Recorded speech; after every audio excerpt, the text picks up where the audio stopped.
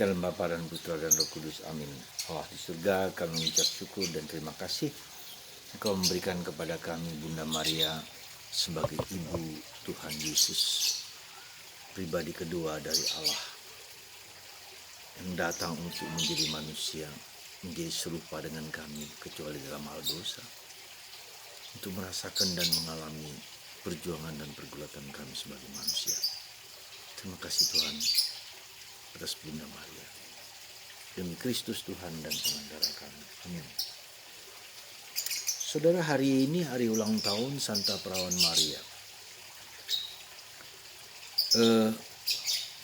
Kelahiran Bunda Maria mengikuti kelahiran Yesus pada hari Natal. Mengapa Bunda Maria harus dirayakan kelahirannya? Kalau Yesus masih pantas dan layak, tetapi Bunda Maria apakah begitu pantas dan layak yang seolah-olah disejajarkan dengan Kristus? Saya kira penghormatan demikian bukanlah sesuatu yang aneh. Kita saja dirayakan ulang tahun kita. Kita saja merayakan hari-hari kelahiran entah bangsa kita, negara kita. Proklamasi kemerdekaan. Dan itu merupakan sesuatu kebanggaan, sesuatu sukacita, suatu kegembiraan karena kelahiran satu bangsa, kelahiran hidup kita, kelahiran orang tua kita rayakan karena memiliki peran penting di dalam sejarah hidup pribadiku, sejarah hidup bangsaku, dan sejarah hidup imanku. Dan kita bisa melihat betapa Bunda Maria memiliki peranan penting di dalam sejarah keselamatan dan tidak bisa diabaikan begitu saja seolah-olah kita tidak peduli Maria, kita perlu Yesus. Dan itu suatu katakanlah ya boleh dikatakan suatu penghinaan yang besar ketika kita tahu bahwa Yesus Sang Juru Selamat dan kita tidak menghormati ibunya dan tidak menghormati bapaknya, seolah-olah dia hanyalah alat yang bisa digunakan untuk kepentingan manusia. Seandainya itu Anda lakukan bagi keluarga Anda, bagaimana?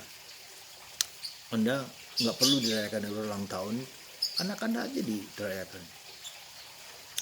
Itu dalam tingkat kemanusiaan saja kita menghormati sesuatu yang berharga, yang penting, yang kita ulang bukan hanya sekedar diulang, tetapi memberikan makna terhadap kehidupan kita, terhadap misi kita, terhadap perjalanan hidup kita. Sebagai bangsa, 77 tahun kita merayakan kemerdekaan bangsa kita dari penjajahan. Dan itu mengingatkan kita akan sejarah perjuangan bangsa, sejarah perjuangan para revolusioner, ya, para pejuang yang telah membaktikan hidupnya untuk kemerdekaan, untuk supaya kita bisa menjadi seperti sekarang. Dan ketika ada orang mengklaim bahwa harus memakai ideologi lain selain Pancasila, dan ini harus kita lawan, karena itulah yang memecah belah bangsa kita. Para pejuang bekerja membebaskan bangsa kita untuk kesatuan bangsa yang demikian, entah lintas agama, entah lintas suku, entah lintas baik orang Tionghoa, baik orang Jawa, orang Batak, orang Sumatera, orang Flores, dan seterusnya. Jadi tidak bahwa ideologi bangsa yang menghormati suku, bahasa, agama berbeda-beda dan tidak bisa diklaim oleh seseorang, oleh satu suku. Semua berjuang bersama-sama. Nah, inilah saudaraku terkasih, mengapa kita sebagai orang Katolik sangat menghormati Maria, karena peranan Maria di dalam sejarah keselamatan, di mana dia tidak hanya dipakai tetapi dipersiapkan oleh Tuhan supaya putra Allah sendiri berkenan tinggal di dalam kemanusiaannya yang suci, yang bersih, yang murni.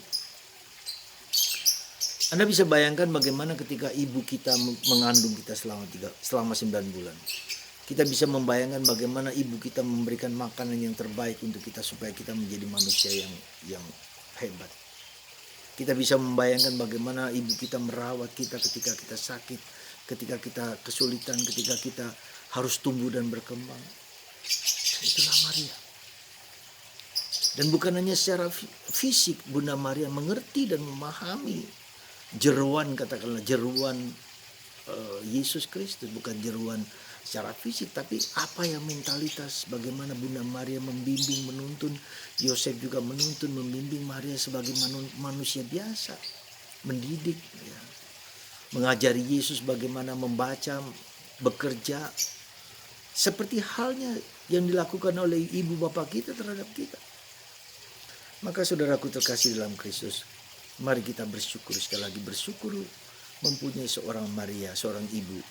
Dan karya Bunda Maria bukan hanya cukup pada waktu Bunda Maria meninggal, pada waktu Yesus meninggal, tidak, tapi terus dijalankan terus menerus. Seperti kita juga, ketika kita melakukan yang baik atau membentuk yayasan, membentuk apa, supaya apa yang baik ini dapat dijalankan terus untuk keselamatan banyak orang. Hal yang sama untuk bangsa kita, hal yang sama yang dilakukan oleh Bunda Maria. Bunda Maria sampai sekarang masih datang membimbing, menuntun, ya, umat manusia.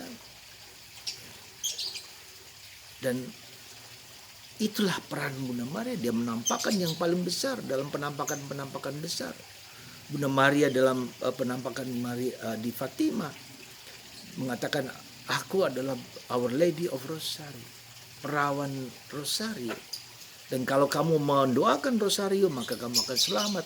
Dan Rosario menjadi pedang, ya, yang melawan si serigala-serigala. Ya, pedang rohani, pertempuran rohani. Jadi kalau kita ingin dibebaskan, dikuatkan, diselamatkan adalah dengan memakai Rosario sebagai pedang melawan kuasa kegelapan yang ingin selalu mengancam manusia, merembukan manusia.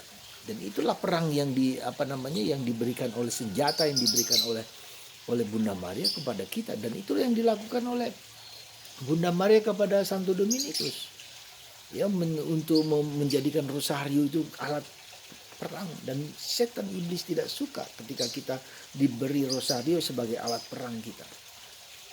Ya, ada banyak contoh, ada banyak ada banyak kesaksian bagaimana ketika kerajaan Eropa yang Katolik itu mau menghancurkan kerajaan Islam di Lepanto. Ya, Lepanto itu adalah suatu teluk di mana orang-orang tentara Eropa, tentara Islam sudah banyak sekali untuk memasuki Eropa. Tetapi kerajaan kerajaan Katolik yang di Eropa hanya 10.000. Padahal tentara Islam berjumlah kurang lebih 40-50 ribu orang dengan kapal-kapal besar. Tapi berkat Rosario, ya, Rosario yang senjata yang diberikan Bunda Maria hancur lebur. Ya, ada banyak contoh lagi. Ya, misalnya Bartolomeo Longo, seorang imam gereja setan, atau katakanlah sekte cult setan, yang kemudian bertobat, dan kemudian bertobat karena Rosario yang diberikan kepadanya, dan dia menjadi Rasul Rosario. Jadi ini semua saudaraku, Bunda Maria tetap masih sampai sekarang membantu gereja, membantu umat Allah. Bunda Maria menjadi pertolongan orang Kristen ketika kita mau melawan kuasa kegelapan, tidak bisa tidak memakai Rosario. Doakan Rosario setiap hari, kata pesan Bunda Maria kepada Lucia, Jacinta, dan Francisco. Tahun 1917, 1918 Perang Dunia Pertama, tahun 45 Perang Dunia Kedua. Karena kita tidak mendengarkan pesan-pesan Bunda Maria, mengingatkan kepada kita untuk bertobat, untuk berdoa. Jadi saudaraku terkasih, Bunda Maria sampai sekarang melindungi gereja, membantu umat Katolik supaya terus menerus membentengi diri dengan berdoa Rosario. Itulah ibu kita. Adakah orang yang bisa menggantikan peran Maria untuk menolong kita, membantu kita memulihkan kehidupan kita yang kacau balau menjadi baik, seperti katakanlah Bartolomeo Longo itu sudah dihancurkan oleh kuasa iblis, tapi dengan Rosario dia menjadi Rasul Rosario dan memulihkan kehidupan kita yang hancur lebur. Jadi saudaraku, jangan lupa bersyukurlah kepada Bunda Maria, dan Bunda Maria memberikan kepada kita, sekali lagi memberikan kepada kita senjata rohani yang paling ampuh, Rosario. Gunakan itu sehingga keluarga Anda, keluarga kita menjadi keluarga yang dilindungi, dijaga, dan dipelihara. Dan kita bisa menghidupi, menjalankan segala sesuatu berkat rosario. Setan iblis takut dengan rosario. Doakan terus berkat Bunda Maria yang sayang kepada kita, sayang kepada Anda, sayang kepada keluarga, dan memulihkan keluarga kita dari kehancuran. Jangan putus asa saudara, bersandarlah kepada Yesus lewat Bunda Maria. Dan Bunda Maria sebagai mempelai Roh Kudus, sekali lagi mempelai Roh Kudus, lewat Bunda Maria Roh Kudus akan diberikan kepada kita, sehingga kita dapat menjalankan kehidupan dengan baik. Tuhan memberkati Anda. Semoga Bunda Maria terus mengilhami, menguatkan, meneguhkan kita semua. Dan kita bersyukur Bunda Maria, Ibu kita di surga, di dunia. Tuhan memberkati kita semua, Bapa,